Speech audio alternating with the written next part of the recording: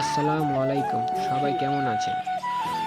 আমি হৃদয় এগ্রো থেকে আজকে আপনাদের দেখাবো আমাদের গরুর জন্য খড় আনা আর কিভাবে খড় কেটে গরুকে খাওয়ানো হয়।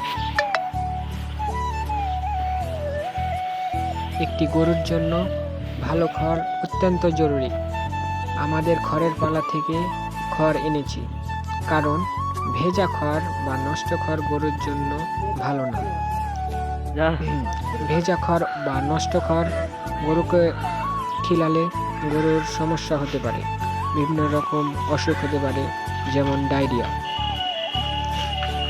নষ্ট খড় খেলে গরুর ডায়রিয়া হয়। এখন খড় ছোট ছোট করে কেটে নিচ্ছি, এতে গরু সহজেই খেতে পারে আর অপচয় কম করে। তাই আমরা যখনই গরুকে খেতে দেই তখন আমরা খড় ছোট ছোট করে কাটি। খড় ছোট ছোট করে কাটলে আমাদের বাছুর আছে কয়েকটি, তারা ভালো করে খেতে পারে এবং নষ্ট কম করে।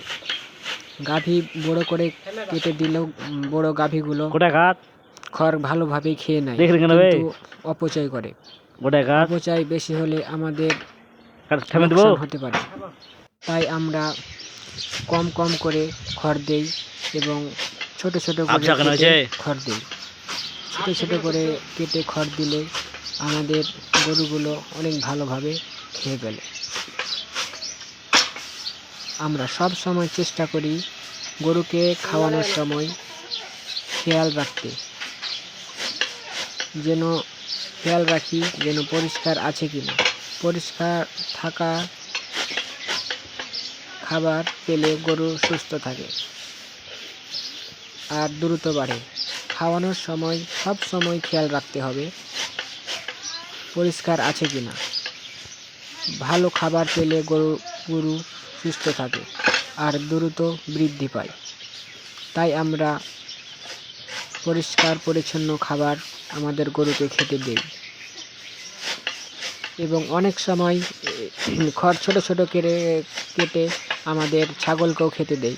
আমাদের ছাগলও অনেক সুন্দরভাবে এই খড়গুলো খেয়ে নেয়। আপনারা দেখতেই তো পাচ্ছেন আমাদের এখানে একটি ছোট্ট ছাগল কীভাবে খড় খাচ্ছে।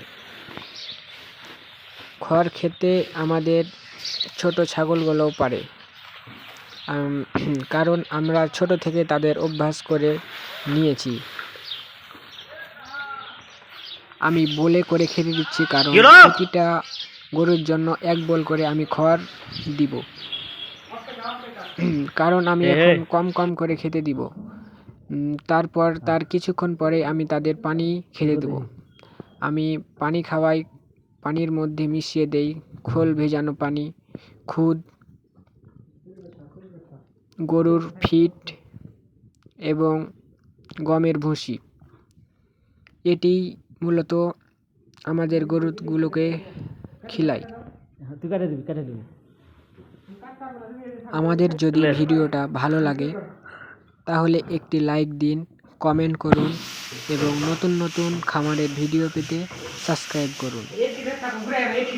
ধন্যবাদ সবাইকে।